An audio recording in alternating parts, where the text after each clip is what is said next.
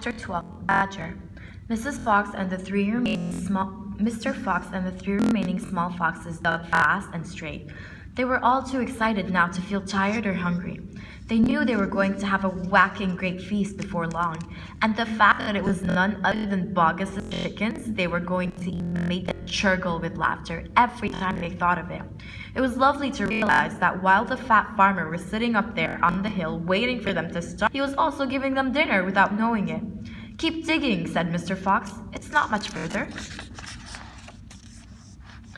All of a sudden, a deep voice above their heads said, "Who goes there?"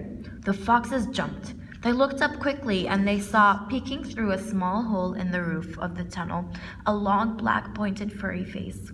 "Badger!" cried Mr. Fox. "Foxy!" cried Badger. "My goodness me! I'm glad I found someone at last. I've been digging around in circles for 3 days and nights, and I haven't the foggiest idea where I am."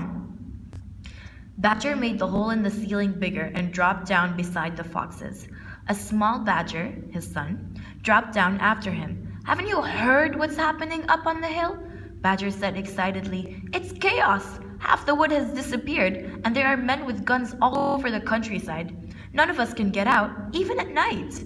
We're starving to death." "Who is we?" asked Mr. Fox. "All of us Digger. That's me, Mole, and Rabbit, and all of our wives and children. Even Weasel, who can usually sneak out of the tightest spots, is right now hiding down my hole with Mrs. Weasel and 6 kids. What on earth are we going to do, Foxy? I think we're finished."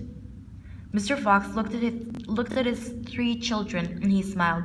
The children smiled back at him, sharing his secret. "My dear old Badger," he said, "this mess you're in is all my fault."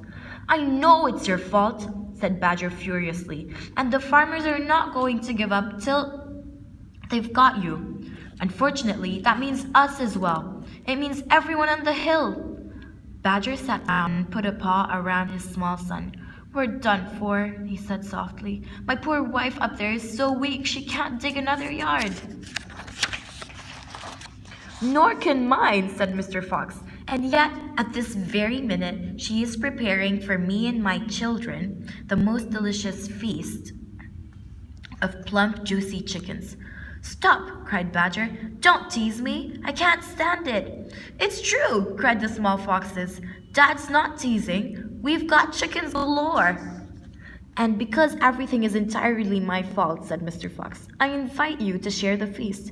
I invite everyone to share it. You and Mole and Rabbit and Weasel and all your wives and children. There'll be plenty to go around, I can assure you." "You mean it?" cried Badger. "You really mean it?" Mr. Fox pushed his face close to Badger's and whispered darkly, "Do you know where we've just been?" "Where?" "Right inside Bogus's chicken house number 1. "No."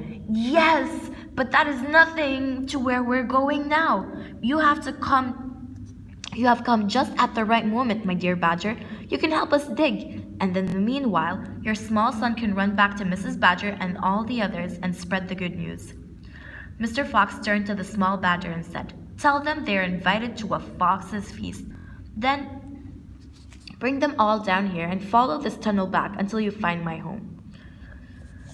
"Yes, Mr. Fox," said the small badger. "Yes, sir. Right away, sir. Oh, thank you, sir."